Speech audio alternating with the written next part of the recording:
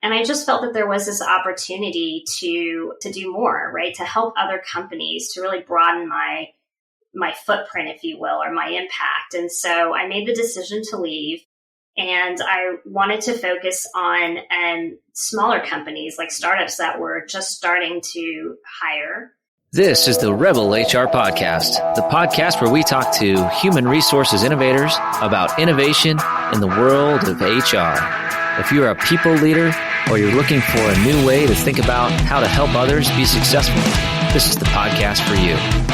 Rebel on, HR Rebels.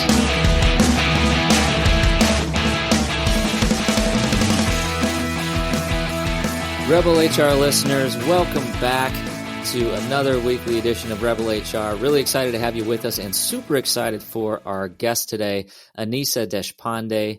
She has done a lot. She's a former HR executive of a Fortune 500 where she oversaw the successful hiring of 20,000 people in 150 countries annually. She's designed internal talent initiatives to achieve business results.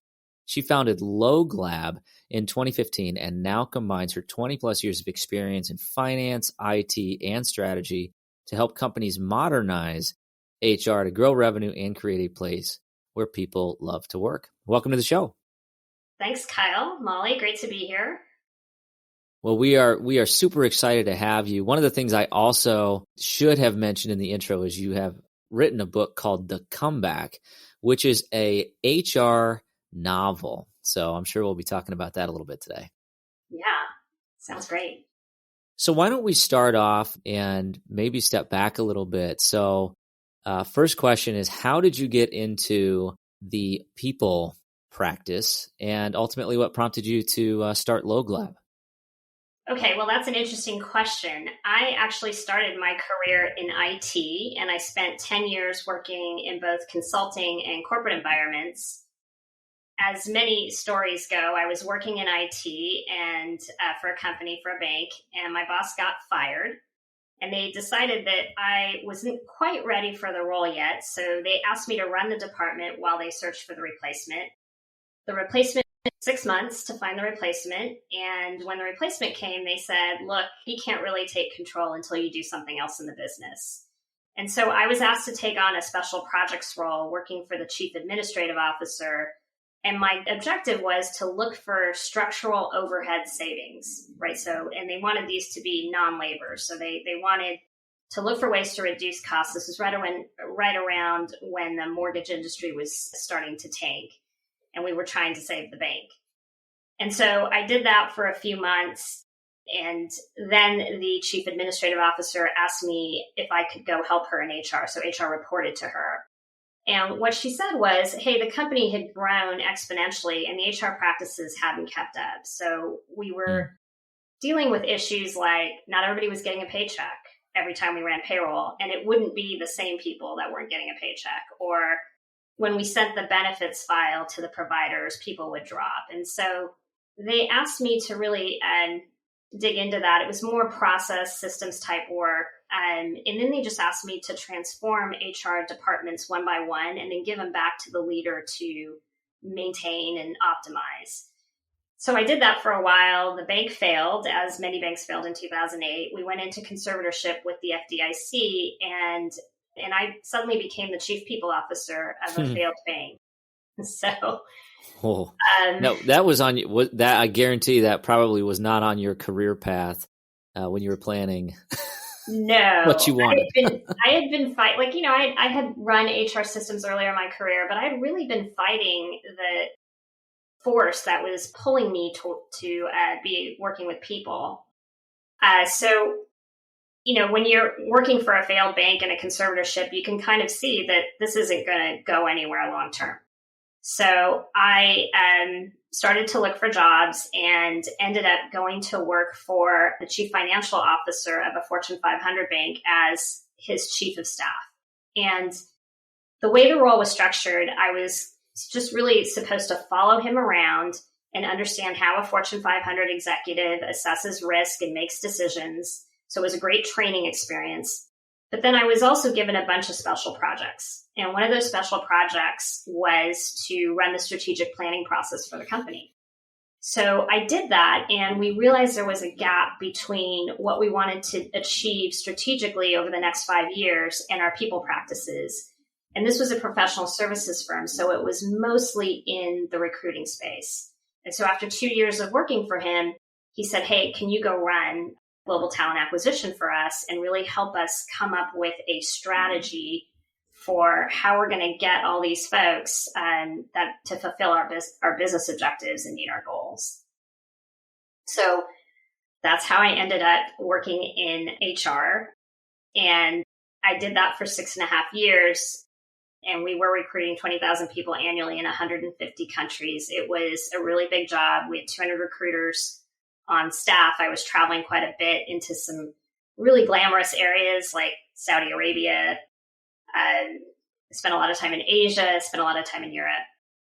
And then after that, after about 6.5 years, I was really loving the work that we were doing in terms of thinking about HR from the business perspective. So aligning all of our people practices, whether it was performance management, recruiting, succession, to what we were trying to achieve as a business. And I just felt that there was this opportunity to do more, right? To help other companies, to really broaden my footprint, if you will, or my impact. And so I made the decision to leave, and I wanted to focus on smaller companies, like startups that were just starting to hire. And I would tell you, it took me a while to break into that space because most of my experience was company experience, and I had to learn how to tailor my approach to small companies. And so formed loglab in 2015, and we focus on emerging growth companies and investor-backed companies and really helping them modernize their HR, be able to compete for talent against the tech giants or, anybody else that may be pulling their talent, and making sure that they can really use HR as a way to grow their business and, as you said, create a place where people love to work. Fascinating. So our listeners can't see this. We can see each other on video, but everybody's just listening. So you couldn't see the smirk on my face when you were talking about not necessarily planning to go into HR, and then somebody got fired, and so now you have to do it. Basically what happened to me. Like, oh, okay, here, you do this. You like people, you do this. And yeah, but fascinating story, but great experience. Best thing that ever happened to you, Kyle. Yeah, well, then I got to meet you. So there you go, Molly, right? No, I envy your IT background, though. I think anybody that's in HR that has that background, it has to be so helpful. I am not one of those people, so I definitely envy it. Yeah, it does help, especially with the data. And there's not a lot of the companies I work with don't have mature HR systems, so we manage a lot of things through Excel, and it does help to have that manipulation skill of Excel data and trying to figure out interpretations of analysis, I should say, that you can actually take from it. So yeah, that has been helpful. But it is a culture change to go from IT to HR. Oh, I can imagine. Yeah, that's an interesting career path. I to all our listeners out there who are getting into the career, one thing I would tell you that surprised me and surprised a lot of the interns that work for me is you do have to be good at Excel if you want to be good in HR, even though you wouldn't think so. You at least need to have enough knowledge because those systems, a lot of systems are not established. They're very informal. There's not all these pretty dashboards. A lot of this is manipulated data that you have to do yourself. So, yeah. So I want to talk a little bit about, your approach. And you mentioned something that I think is really interesting to explore. And that's the fact that you went from a large organization, Fortune 500, right? I mean, these are some of the largest and most established organizations in the world, and focused on smaller, maybe more nimble businesses that are just getting started. So first of all, what prompted you to want to focus on kind of the more startup world? Yeah, I think it's a good question. I think I was with big companies, and I know you've worked at big companies, it's really hard to steer the ship, right? Like change is so incremental. And I just felt like we had a burning platform to drive change on the people side. And it's just too hard to navigate, to really change the direction, I should say, of the ship. And so it got tedious to me to try to really drive those type of changes in big companies. And what I found in smaller companies is that you could have a bigger impact. They were super open to creativity and experimentation and trying things because they don't have as much to lose. And I found that people were more interested in trying different things and this concept of modern HR. And they didn't look at it from a bureaucratic lens. So, I mean, they know that they have to adhere to certain things from a compliance perspective, but they were very open to the idea of, okay, so no one else has done this, but let's go ahead and try to experiment and see where it takes us. And so that to me was super attractive. And, you know, when you get in early with somebody on a journey, they're very passionate and you become a part of that journey. And it's just been so rewarding to see all these companies have these tremendous successes and to know that you've been a part of it. So I think that's really what it was for me and what it continues to be, I should say, too. We'll be back after a quick break. And so used to having everything in front of them right away that we forget that innovation just takes time. I myself get frustrated too. Why? And you know, this is being one of my best friends is, hey, I talk to you all the time. Hey, man, I'm frustrated in the fact that I can't seem to just get there in the next day. But that's just not how these things work, right? Innovation needs to be planned out. It needs to be very methodical. And then when it finally hits, that's when it seems like to everyone else that it sort of just came out of nowhere. But to you, you know the amount of dedication that it took over that time. I've come from the larger business side as well, and now I'm in small business, and it is night and day difference. And it's so much fun because you get to do things that you would never be able to do in the larger business, and you really get to make an impact. I completely relate, and I'm really enjoying it. Has its own set of challenges for sure, but it is very much enjoyable. Yeah, and I think the other thing for me, even though I was working at bigger companies, you know, I think a lot of those companies were going through some type of change and maybe didn't have mature processes or as mature as you would think of a Fortune 500 or a bank. And so there was a lot of opportunity to be entrepreneurial. And so I had that hands-on approach, even though I was, you know, working at a Fortune 500 at the executive level. There was a lot of like, hey, try to get it done the best you can with limited resources, right? There's always pressure on costs from an HR perspective at big companies. And so, you know, I knew I had that ability. I wasn't expecting like to go to these small companies and not be hands-on with some of the strategy stuff and the creative ideas. But it did take me a while to convince, you know, CEOs of those companies that I could certainly be of value to them and not just come in and try to tell them what to do, or, you know, advise them and then go away and give them a PowerPoint as a leave behind. I'm curious what you've seen. You know, you talk about going in and transforming HR departments. Do you see a difference between large and small organizations as far as like what is the HR department doing wrong? If you had to name one thing that you continuously see, what is it, and is it different between large and small business? Yeah, that's a good one. I think it really depends on the company. So some small companies will hire a strong HR manager that's early in their career and really wants to shake things up, and they'll just let them try. And sometimes they'll bring me in as a coach to just, you know, to help them think through different ideas. But in terms of when I see it go the other way, it's that they get purely focused on the compliance aspects of it, and they try to be the HR police.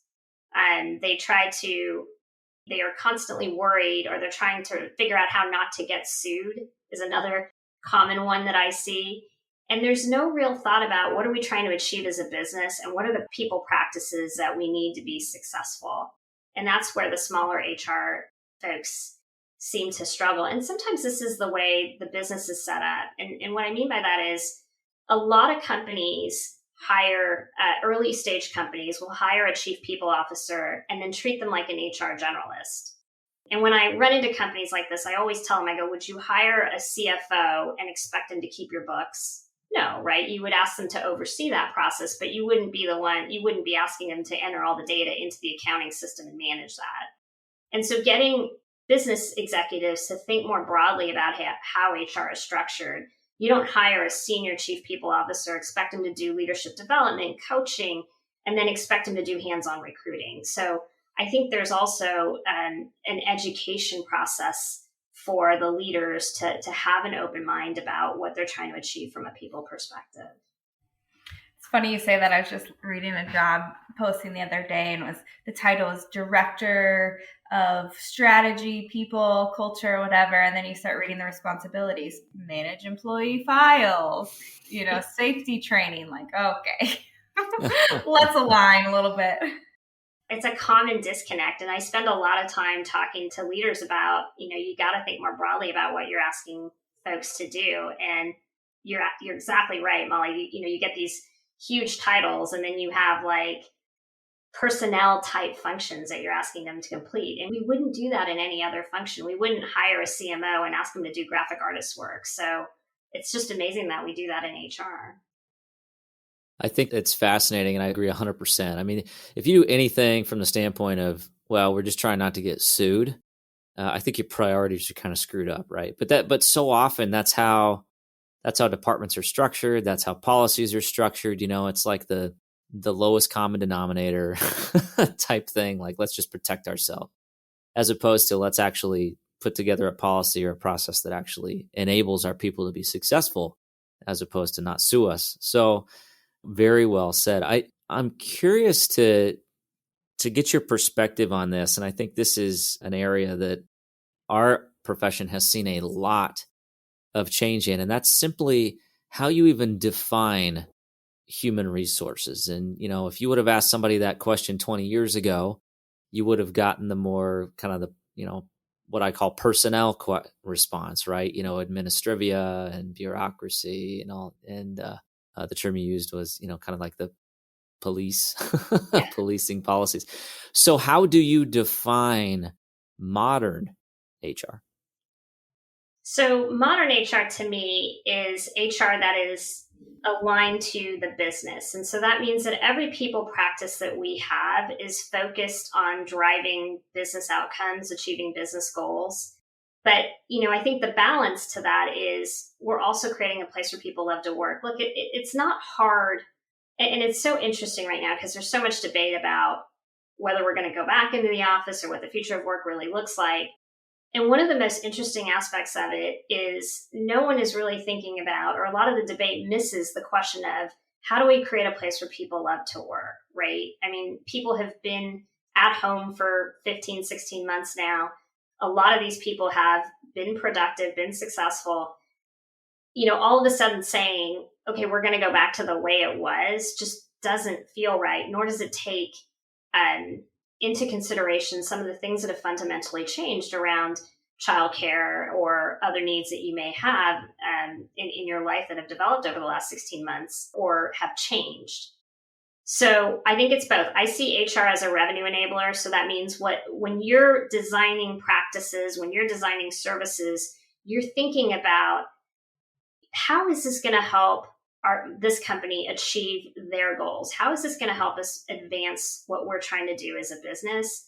And then how are people going to react to this? Like, I think a lot of times, like the user experience or the employee experience is not thought through when we're designing services. So, one of the things I encourage folks to do is to really design from the point of view of the employee or the manager, right? What is this? Is this going to be something that is additive to an already busy day? Or is this going to be something that's seamless that helps them get their work done faster or integrates into their work experience? And so I think just fundamentally shifting how we think about HR, making it much more of a revenue enabler, a business enabler is really the way I see modern HR.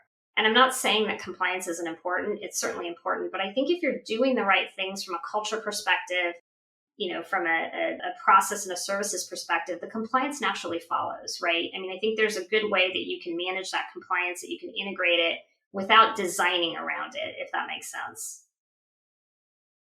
Kyle, you're on mute. Can we keep that in the podcast? Yes. Let's do that. Yeah. Let's do that. This is the guy. I'm like, you know what? And I lost all that. It was such a great comment, and we just totally lost it all. So you sorry looked about very that. passionate. I was passionate. I was feeling it. All right.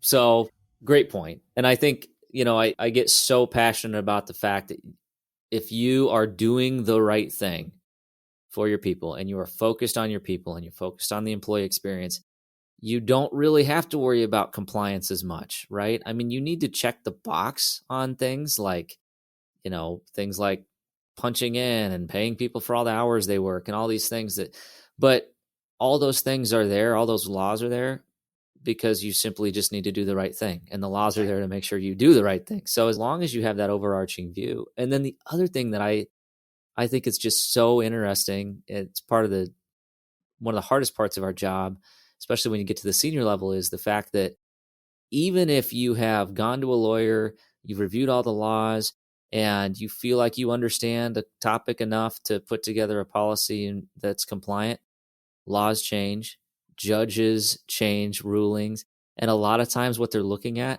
is exactly what we should be looking at, which is what's the right thing to do. So for me, it's too dynamic of an environment regulatorily to try to make your HR policies compliant because the regulatory environment's going to change anyways. So, you might as well put together what's right for your people and then let it all work itself out. My 2 cents. I 100% agree with that. And I think, there's this other aspect of HR, which I think is changing quite rapidly. And it's to your point about the regulatory environment. I think a lot of people still think that they can market themselves as HR compliance experts. And sometimes I'll get a call about that. And I'm very upfront with people. Hey, I am not a compliance expert. I believe that you need to rely on employment attorneys and labor attorneys to help you figure this piece out. And I can help you interpret it based on your risk and your risk tolerance and your business. But and a lot of times companies think, well, I can save some money by going to this HR compliance expert versus going to an attorney. And it's a short-term savings, right? The longer term impact of that is much more disastrous to your business. So yeah, that's a big warning sign when someone tells me that they're a compliance expert. And now a word from our sponsors. When Molly, Patrick, and I started to figure out how to start our own podcast, we didn't know where to start. Thankfully, we found Buzzsprout. Buzzsprout makes it super easy for us to upload our episodes, track our listeners, and get listed on all the major podcast networks. Today's a great day to start your own podcast. I know that you're one of our listeners, so you've definitely got something to say. Whether you're looking for a new marketing channel, have a message you want to share with the world, or just think it would be fun to have your own talk show, podcasting is an easy, inexpensive, and fun way to expand your reach online. Buzzsprout is hands down the easiest and best way to launch, promote, and track your podcast. Your show can be online and listed in all the major podcast directories within minutes of finishing your recording. Podcasting isn't that hard when you have the right partner. And the team at Buzzsprout is passionate about helping you succeed. Join over 100,000 podcasters already using Buzzsprout to get their message out to the world. And now, for listeners of Rebel HR, you can get a $20 Amazon gift card sent to you from Buzzsprout by clicking in the link in the show notes. Thanks for listening.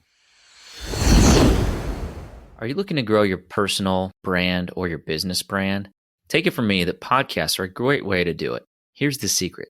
We all want to feel connected to the brands that we buy from. What better way to humanize a brand than through sharing your personal story on a podcast? I have had great success with Kitcaster. Kitcaster is a podcast booking agency that specializes in developing real human connections through podcast appearances. And let me tell you, it's all about the right human connection. You can expect a completely customized concierge service from their staff of communication experts. Kitcaster is your secret weapon in podcasting for business. Your audience is waiting to hear from you. For a limited time offer, listeners to the Rebel HR podcast can go to www.kitcaster.com/rebel to get a special offer for friends of the podcast. Rebel on. That's kind of like saying you're an HR expert. Yeah. I struggle with that, because I don't know about you too, but I'm learning every day. And if I tell you I sure. got our culture figured out, or I got this person figured out, or I got employee development figured out, I'm full of it. I got no idea. Sometimes we're just learning as we go. People are messy. Things change. Like, part of it is just, it's cultivating the ability to make good decisions and cultivating that in your leaders and getting your leaders focused on your employees. Completely I think like in this dynamic world, it's impossible to be an HR expert. I mean, I bring years of experience, but not in expertise in certain areas of how to solve a problem. But I think it'd be very difficult to consider myself an expert.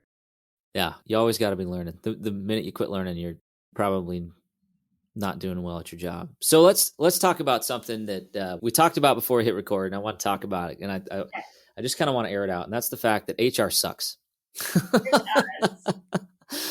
So, and full disclosure, sometimes I agree that HR totally sucks. And this job can really be not very fun sometimes.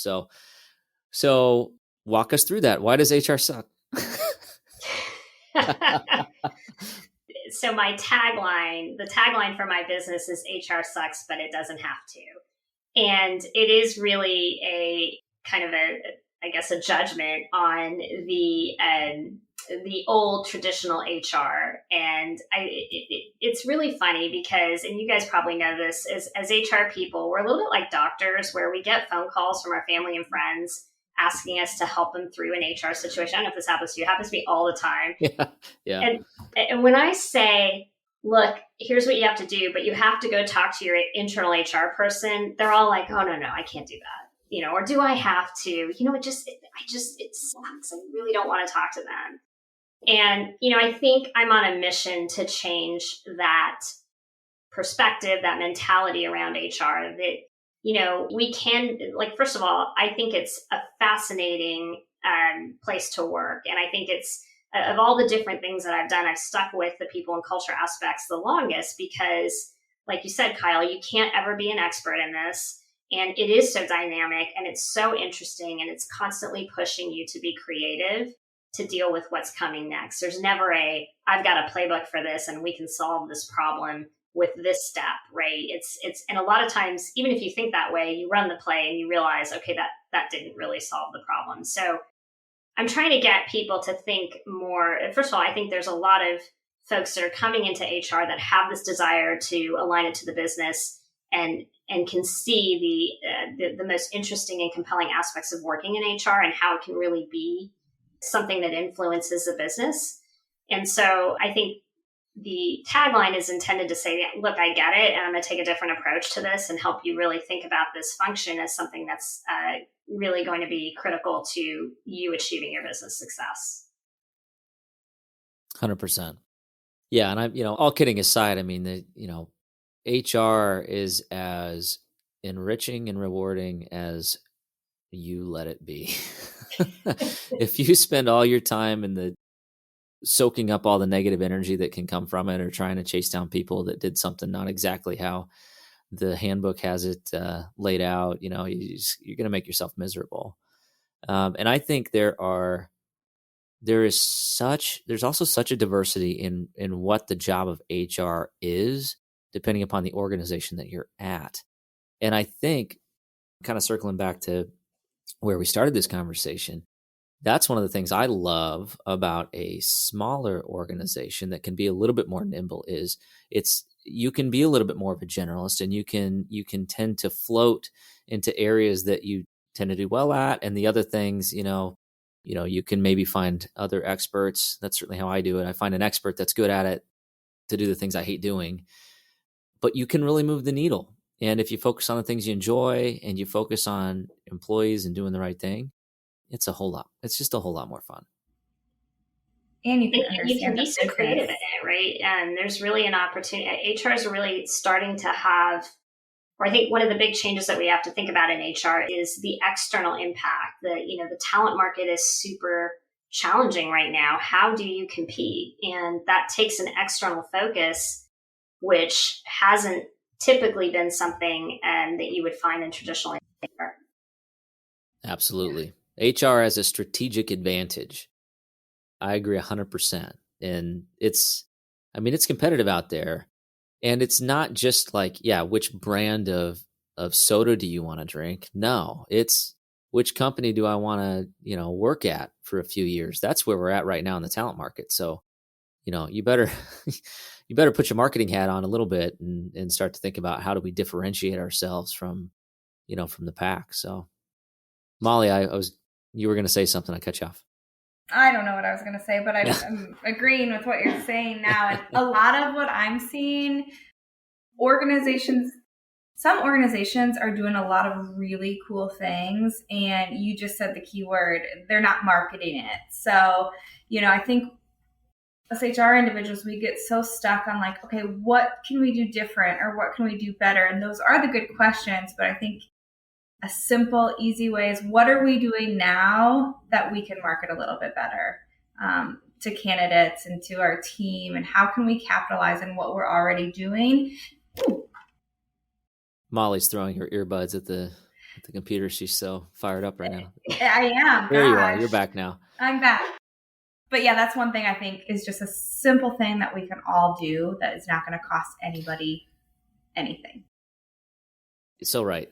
So right. Such a great point. I often advise, two things. I advise clients to really look at their glass door and look for those strengths and think about how they can amplify those strengths throughout their culture, to your point, Molly and Kyle, about marketing. And second, in this market, and I actually think this is true of any talent market, but I really advise clients to be as strategic and intentional about acquiring talent as they are about acquiring customers, right? So it's the same mindset. Get with your sales and marketing folks and understand what they're doing. And then, really try to tone that muscle on the acquiring talent perspective. Because that's the only way you can be successful in the long term and get the talent that you need. 100%. Yeah. And I think it's so critical and so important. And, I kind of had to learn it the hard way, where I worked at a business where we were hiring a couple hundred people a year, quite a bit of turnover. And we fell into that trap of just get somebody, just find somebody to fill the seat as long as the degree lines up, whatever. And, we fell into that trap, and guess what? It didn't work. And turnover kept going up. And it was and then it was like, this flywheel of hire, vacancy, fill it quick, 6 months later, it's vacant again, versus, the approach, which I think we would all agree is better, which is find the right players, take your time, but also help your team understand why that time's necessary and what they may need, and kind of work through, that talent selection piece as well. So I want to talk a little bit about this. So I think a lot of this comes down to, what I'm hearing is it's I consider it kind of like customer service. It's like you're an internal customer service organization, and it related to the people within your organization. And then the other thing that I think about is what we've talked about a couple of times is the narrative and the story. And what story are you telling your employees? What stories are you telling candidates? And what stories are you telling your managers? So I want to talk a little bit about the modern HR novel, The Comeback. So what inspired you to write a novel on HR? Well, I've always enjoyed creative writing. So before I wrote the novel, I was writing poetry, and I have a blog on my website, which when I think about writing poetry and I think about writing my blog, I definitely enjoy the poetry more than writing the blog. And so I think, it was an opportunity to bring together all the things I love, which is the work that I do, creative writing, and I had binge watched everything I could on TV during the pandemic and was like, okay, I need to do something different. So why not create my own story? It was a lot of what the story is as I was trying to get people to understand the concepts around modern HR, I would use these little anecdotes, and people would nod their head and they go, okay, I get it. But they really didn't internalize how it could impact their business.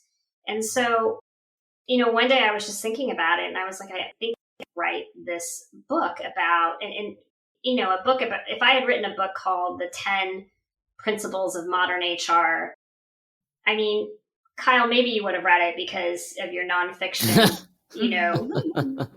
thing, but I don't think it would have really appealed to people. This actually is a book that a lot of general readers can read and have a better understanding of modern HR. It's intended for business leaders to read and understand how they can make the most of HR. And HR practitioners can read it and just get a sense of, how they should be thinking about their job. And it really talks about a company that, or it's a story about a company that is going through severe business challenges. They have a lot of turnover. They have a lot of open roles. They have a great HR person, but she's not focused on the right things. And it's her transformation to modernize HR with the help of a coach who's loosely disguised as me. And that helps the company overcome its obstacles. So that's the story. It's actually really fun. There's a lot of there's a theme around baseball. There's a lot of bad beer jokes, like stuff about PBR, just to make it fun. And a lot of the story takes place outside of the office, because the concept is and it is pre-pandemic, but the epilogue deals with the pandemic. But the concept is, we have our day at work, and then we go home to our families, or we go out for drinks with our friends, and we talk about what happened. And so the story really tries to capture those moments where people are reflecting on a meeting that they had, or it's the meeting after the meeting where everybody's in the office talking about, oh, that went really well, and here's, and trying to summarize it. So look, I think I've had a lot of non-HR people read it and enjoy it. So it's just intended to be a fun read for everyone. And it doesn't take long. I'll give it a try. Step outside your I'll give it a try. zone. I'll read it. I'll read a novel here and there, but I guarantee it's way better than I'm reading a book about the futures markets right now. I bet it's a lot more exciting than the stochastic oscillation that I'm reading about. But it's funny because I don't know how many of us have gone to some sort of an event or a bar or whatever, and you're like, you should hear what I just sat through, or you should hear about my day. But a lot of times we can't even talk about it, right? I mean, we've got a obligation to keep things confidential. And so we really even can't speak freely about some of the things. And so it sounds like this may have been a little bit of that outlet for you. Totally. And everybody in HR says, I could write a book after what I just went through. So kudos to you for actually doing it. Yes. Thank you. Thank you. I don't know if I'd want anybody writing a book about my HR escalades. Molly, yours is probably better than mine. I don't know about that. I think collectively we could have some stories that would be good. And in fiction, you can embellish and make it work for you, right? So that's the other fun part about it. Yeah. I love that you took that different approach. Thank you. Very unique, for sure. So I want to talk a little bit about hiring globally. I don't have a ton of experience in that. I know, Kyle, you do. So especially within the last year, and we have a war on talent here. Is it the same globally, or what does that look like? Yeah, I mean, I think we're seeing the struggles across the board. And I do think that the labor shortages that we are seeing are going to continue. And one of the opportunities that I believe we have in HR is to be much more creative about how we fill those gaps. And even thinking beyond, the contractor model, what does work really look like in the future, right? And questioning this notion of the W-2. I mean, are there different ways that we can get work done? I think the last 15 months, we've proven that there are so many opportunities for how work can get done in different ways. We can cut out jobs in different ways. We can, really use people use people's skills to deliver different outcomes no matter where they're located. And, Kyle, you were telling me about your editor being in Bangladesh. I think, we're going to see more and more of that, because I think the world, even though we were reminded of, I think this last year, I should say, we were reminded that the world is so small, right? I mean, when you think about how coronavirus, COVID-19 spread throughout the world and continues to spread, it's just a reminder of we're a very small world. And I think that gives us opportunities too, to think about talent differently, to bring in some of those experiences And most of us are selling globally, right? A lot of our customer base is global. So we do need to think about having workforces that reflect the composition of our customer base. And so I think we have to be much more open-minded to how things can get done. So yeah, I think that the labor challenges are global, and I think that it actually provides us with an opportunity to think about things in a different way and to challenge our conventional notions of employment and how we can get work done through a variety of mechanisms, not just W-2, 1099. But is there something else out there that we haven't even thought of yet? Yeah, that's really interesting. And I think, one of the things that has been really exciting and interesting through the terrible nature of the pandemic has been the change of how we get work done, and kind of a little bit of a shift from making sure that people are working a certain number of hours and focusing more on what is the actual output, what's the value proposition of this person, and asking the question like, do you have to be in an office building from 9 to 5 and commute for 2 hours of your day every day, 10 hours a week times, I think that question in and of itself is healthy to ask as it relates to innovation. But then the next layer of questioning is, do we even need to do this here? Is there an opportunity to engage somebody in a completely different time zone to work while we're all asleep so that when we wake up, we have that work ready? And there's such an interesting shift there. I think that we're also going to see this conflict between kind of the globalization and nationalization. All right. So really interesting stuff. Really appreciate the time, Annissa. It's been so fun to listen to your journey and your approach. And I am going to have to pick up a novel and read a little bit of, fiction here, I think. So I appreciate you spending some time. I want to shift gears and go into the Rebel HR Flash Round. So 3 quick questions here. Are you ready? I'm ready. All right. Question number 1. What is your favorite people book? So I don't know if this is my favorite people book, but I definitely, first of all, my favorite people book is The Comeback by, this novel about modern HR. Groundbreaking novel. I just heard about it. Yeah. I just read the book Lights Out, which is a story about GE and really what happened. It describes the downfall of GE. And I think it's important for every leader and HR person to read because it just reminds us that this relentless focus on the short-term profits and not digging into how those profits are achieved and the long-term impacts of those, right? So there were a lot of people that relied on GE for the dividend, for just regular income, and the decisions that they made and the impacts that they had it was just beyond the company and the shareholders. It was it was communities, and so I think it's a really important read to remember how important it is to think more broadly and more strategic about business and also about people and communities. So totally recommend it. 100%. And again, circling back to what we talked about earlier, coming from a large company to a smaller company, a lot of times those larger companies will focus on quarterly results as opposed to long-term stability and really what's right. So yes. Yeah, absolutely. All right. Question number 2, who should we be listening to? So there's a guy or a great group of HR leaders, Kyle Rode, Molly, Patrick with you, Rebel HR now. Seriously, I have enjoyed your podcast quite a bit, but I would also say I've been listening to Adam Grant, who does Work Life. I also listen to a lot to Brene Brown's podcast, both of her podcasts, but I think Dare to Lead has a lot more from a leadership perspective and challenges me to think about things in a different way and opens both of them are really opening my eyes to some of the challenges we face from a diversity and inclusion standpoint. So I'd recommend those. Absolutely. Great content. If you're in HR and you haven't listened to either one of those individuals, strongly recommend it. Really great content there. So, all right. Last question. How can our listeners connect with you? So you can connect with me on LinkedIn, and my website is theloglab.net, LOGLABNET.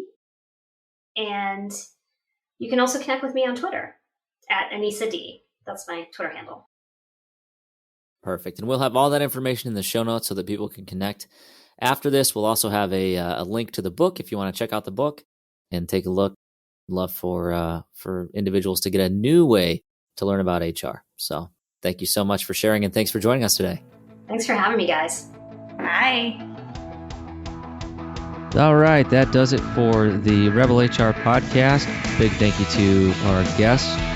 Follow us on Facebook at Rebel HR Podcast, Twitter at Rebel HR Guy, or see our website at rebelhumanresources.com. The views and opinions expressed by Rebel HR Podcast are those of the authors and do not necessarily reflect the official policy or position of any of the organizations that we represent. No animals were harmed during the filming of this podcast. Baby.